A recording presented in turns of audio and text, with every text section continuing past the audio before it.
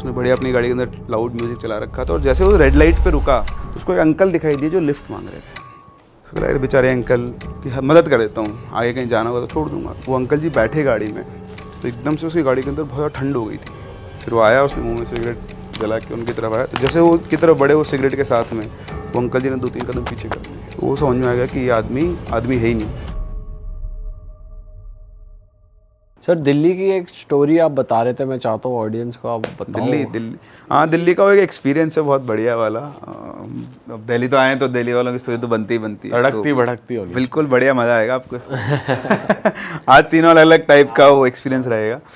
तो ये भी जो जिनके साथ हुआ उन्होंने शेयर किया। तो कोई बहुत बड़ा इंसिडेंट तो नहीं है, लेकिन हाँ कुछ उनके साथ हुआ। तो ये एक बंदा का नाम है अतुल भारद्वाज।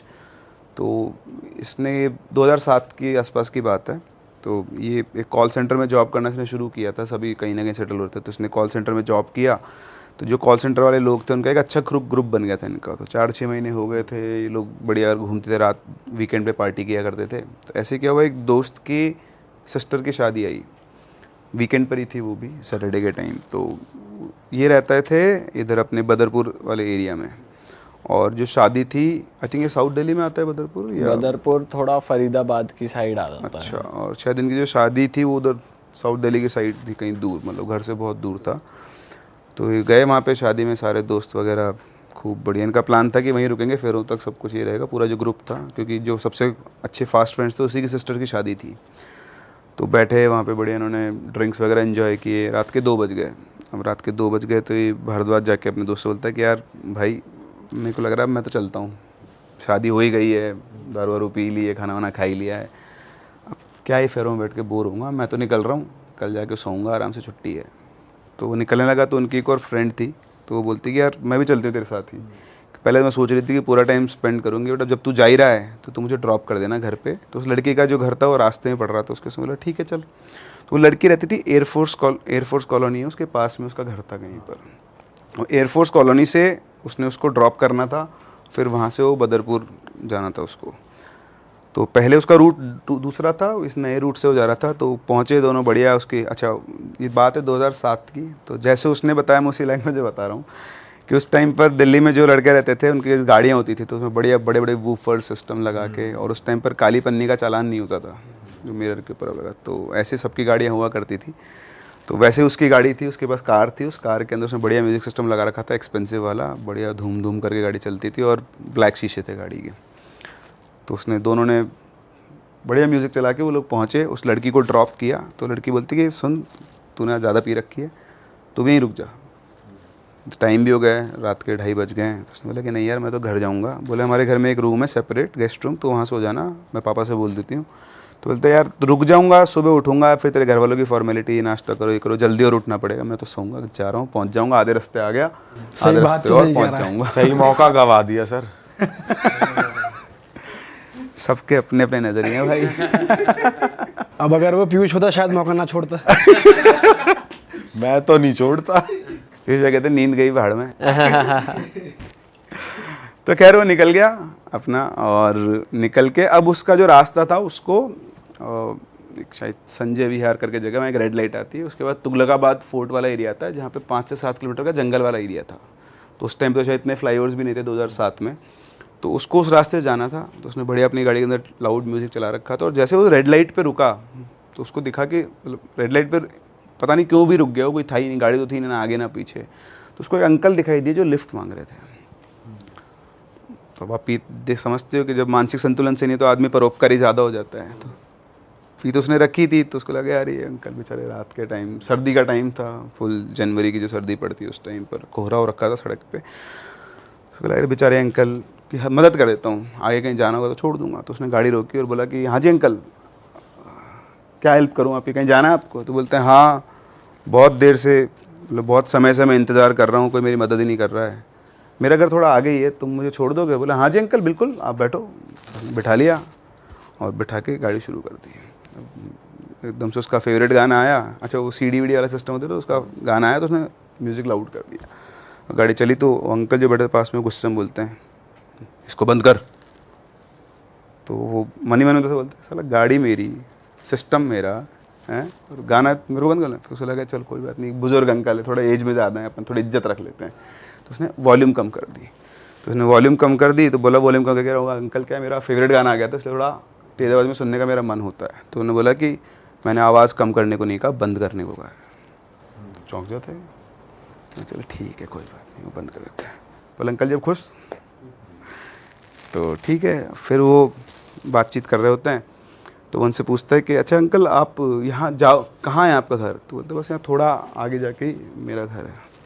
बोलता अच्छा, तो पीस में रखी थी पूरी गाड़ी में स्मेल थी। तो अंकल बोलते हैं बहुत दारू पी रखी तुमने, रोज़ इतनी पीते हो? बोलता नहीं नहीं अंकल रोज़ नहीं पीता, तो आज मेरे दोस्त की बहन की शादी थी तो वहाँ से आ रहा हूँ तो ज़्यादा पी ली है, कभी कभी वीकेंड पे दोस्तों के साथ पार्टी वार्टी जाती है, बाकी इतना नहीं पीता मैं। बोलता है गलत बात है, इतनी दारू पी के तुम गाड़ी चला रहे हो, तुम किसी की जान भी ले सकते हो। तो बोलता है अंकल जी मैं ठीक हूँ, मैं अभी अपनी फ्रेंड को ड्रॉप करके आया हूँ, देखो ना गाड़ी आराम चला रहा हूँ, आपको दिक्कत हो रही है? नहीं ना, मुझे पता है गलत होता है लेकिन कभी कभी तो चलता है। तो बोले ठीक है।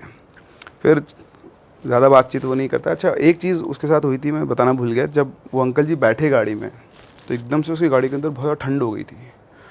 उसको लगा एकदम से बहुत ज़्यादा ठंड लग रही है, तो उसको लगा कि कांच खोल के उनसे बात की है, बाहर ठंडा है तो ठंडी हवा आ गई हुई गाड़ी के अंदर। तो उसने इवन चेक भी किया कि उसका हीटर तो बंद नहीं है, एकदम से गाड़ी बहुत ठंडी हो गई थी, उसने इग्नोर किया। अब ये चल रहे थे, चलते चलते इसको टॉयलेट आता है एकदम से। तो बोलता है कि अंकल जी एक बार गाड़ी रोक रहा हूँ, मेरे को टॉयलेट आ रहा है बहुत तेज़, तो मैं टॉयलेट होकर आता हूँ। तो उसने गाड़ी साइड में रोक दी और डैशबोर्ड पे सिगरेट का पैकेट रखा हुआ था, वो लेकर और उसने सिगरेट जलाई। और जैसे सिगरेट जलाते वो अंकल जी गाड़ी गेट खोल के उतर गए। तो बोलता है अंकल जी आपको भी टॉयलेट जाना है क्या? तो कुछ नहीं बोलता है। तो बाहर निकलता है, बोले अंकल जी क्या हुआ? बोले कुछ नहीं।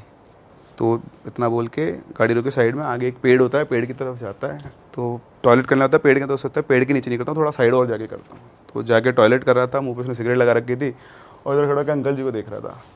तो वो अंकल जी उसकी गाड़ी के पास खड़े हुए हैं, गाड़ी से निकल गए थे। तो उसने बोला अंकल जी आप तो गाड़ी में बैठ जाओ, क्यों ठंड में इतना बाहर खड़े हुए हो, मैं आ रहा हूँ 2 मिनट बस। तो उन्होंने कुछ नहीं बोला, उसको देख रहे थे। फिर वो आया, उसने मुंह में सिगरेट जला के उनकी तरफ आया। तो जैसे वो की तरफ बढ़े वो सिगरेट के साथ में, वो अंकल जी ने 2-3 कदम पीछे कर लिए। तो बोले क्या हो गया? बोले नहीं बस तू निकल जा यहाँ से।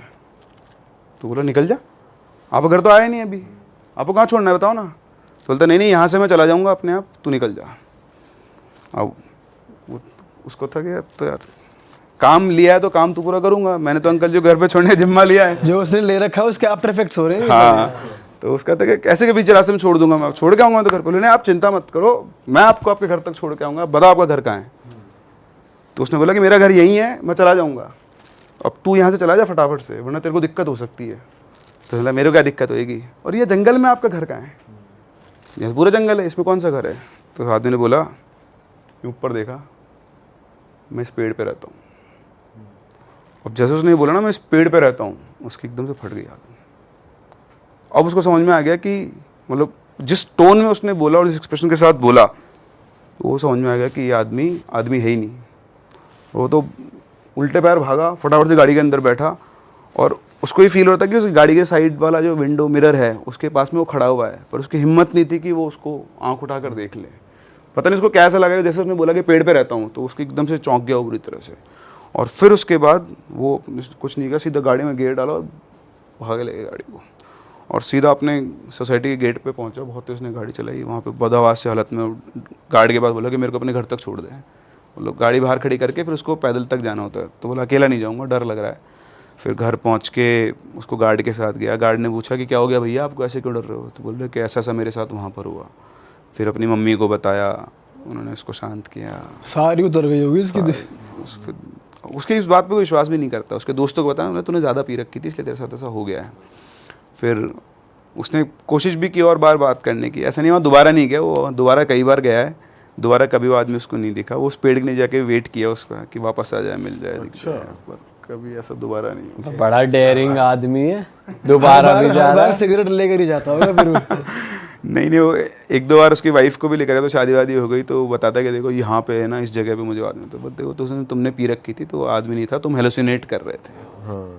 लेकिन ये भी पहली बार प्रूव हो गया सिगरेट जलाने से वो पीछे भाग रहा है। तो ये सही कहते हैं कि लाइटर रखो, सिगरेट जला लो, बीड़ी जला लो।